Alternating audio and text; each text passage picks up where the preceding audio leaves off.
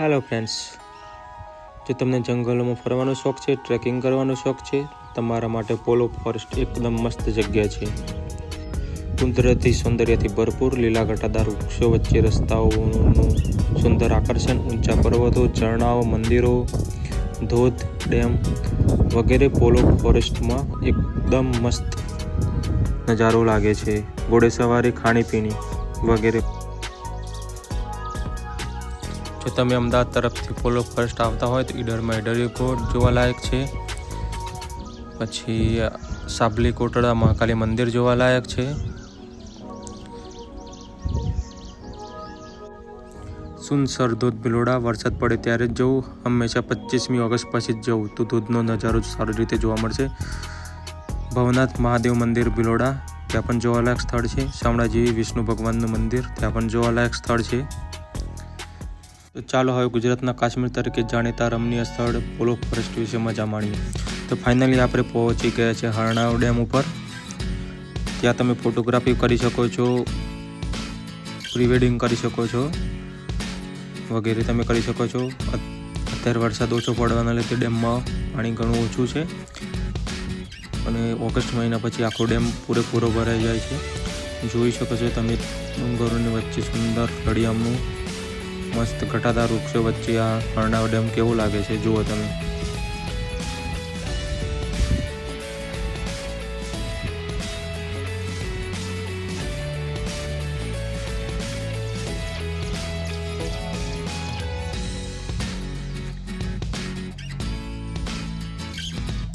मोटा मोटा डુંગરો आवेला छे।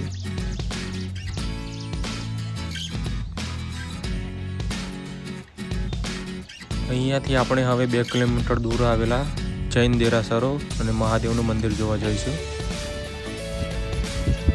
તે પણ એક મસ્ત જોવાલાયક સ્થળ છે। તમે જોઈ શકો છો આ હરણાવ નદી છે।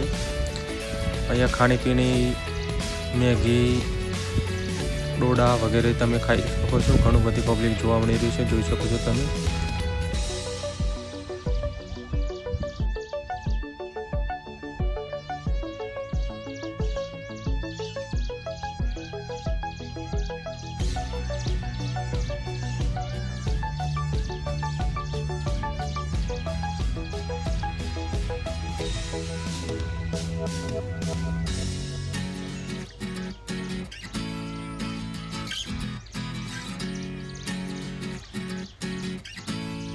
તમે જોઈ શકો છો ઘોડેસવારી કરી શકો છો।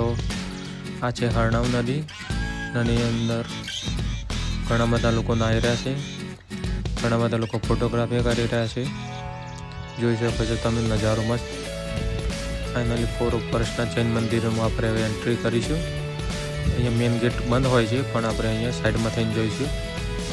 અહીંયાથી લગભગ 500 મીટર જેવું અંદર જવું પડશે ચાલતું ચાલતું। फाइनली આપણે પહોંચી ગયા છીએ અંદર। અહીંયા પણ તારું મારેલું હોય છે, કૂદીને આવવું હોય તો આવી શકો છો અંદર તમે।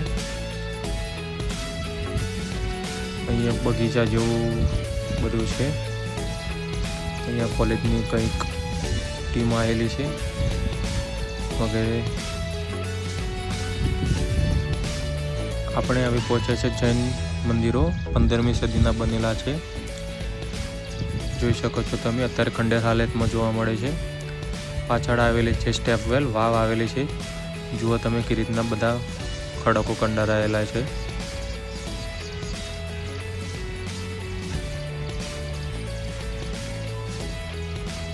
અહીંયાથી પાછળ સ્ટેપ વેલ આવેલી છે, વાવ કહેવાય।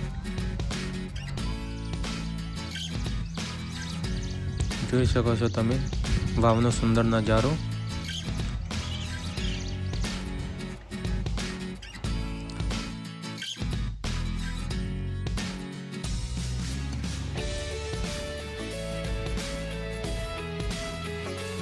ઘણા લોકો આવે છે માત્ર ખાલી જૈન મંદિરના દર્શન કરીને જ જતા રહે છે, પણ આપણે મહાદેવ મંદિરના પણ દર્શન કરીશું જે બીજી જગ્યાએ આવેલા છે।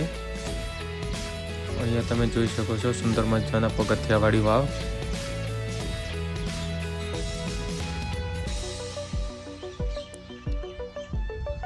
અહીંયાથી પાછળના ભાગે જે રસ્તો આવેલો છે ત્યાંથી તમે સુંદર મજાના ધોધ તરફ જઈ શકો છો. 3 કિલોમીટરનો રસ્તો છે, કૂદીને જવું પડે એવું છે.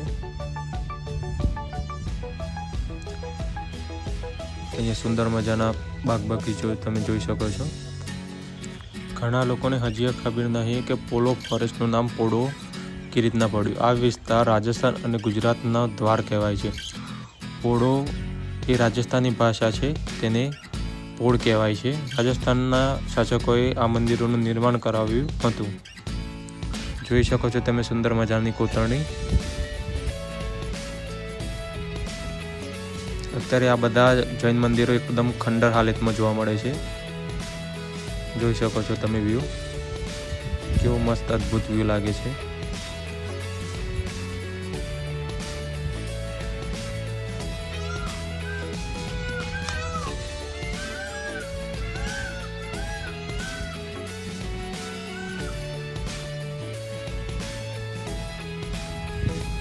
બીજા 2 મંદિર છે, ટોટલ 3 મંદિર છે. જૈન મંદિર 2 અભાપુર છે. આરસના અવશેષો છે, તમે માહિતી વાંચી શકો છો પોઝ કરીને. આ જૈન મંદિર 3 છે અભાપુરના, તમે જોઈ શકો છો એકદમ ખંડેર હાલતમાં જોવા મળે છે. આ ત્રીજું મંદિર છે, એકદમ ખંડેર હાલતમાં છે, જોઈ શકો છો. ટુરિસ્ટ આવેલા છે બધા.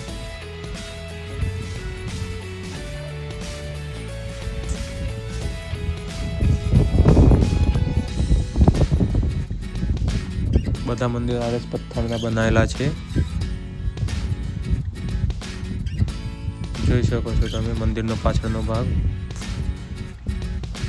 મંદિરના આગળ એક મોટો વડલો આવેલો છે, જોઈ શકો છો તમે. હવે આપણે પહોંચી ગયા છે હિરન નદીના ચેકડામે. અહીંયા પાણી બહુ ઊંડું હોય છે, એટલે તરતા આવડતું હોય તો જ નદીની અંદર કૂદવું. જોઈ શકો છો તમે સુંદર મજાનો નજારો.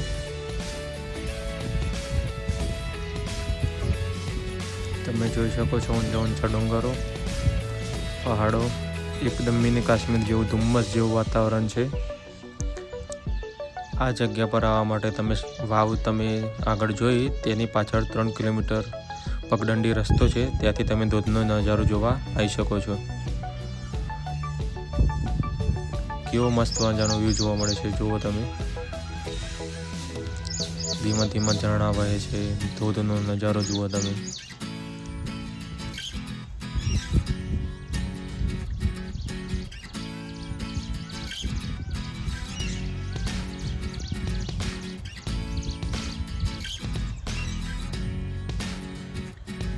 કેવો મસ્ત વ્યૂ છે, એકદમ કુદરતી સૌંદર્યથી ભરપૂર એવું આપણું પોલો ફોરેસ્ટ.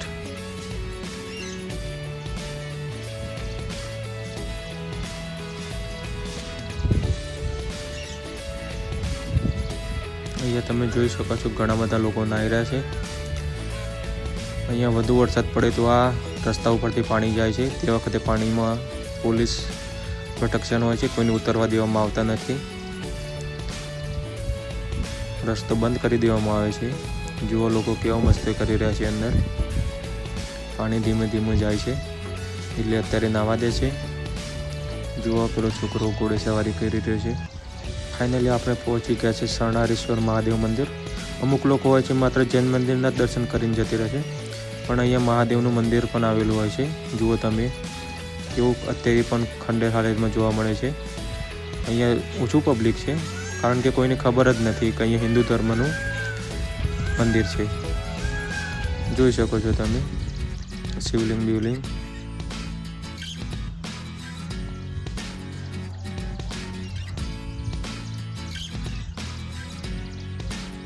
તો ફાઇનલી મિત્રો, તમને કેવો લાગે બ્લોગ? લાઈક કરો, સબસ્ક્રાઈબ કરો અને તમારા મિત્રોને પણ શેર કરી દો. Thank you so much.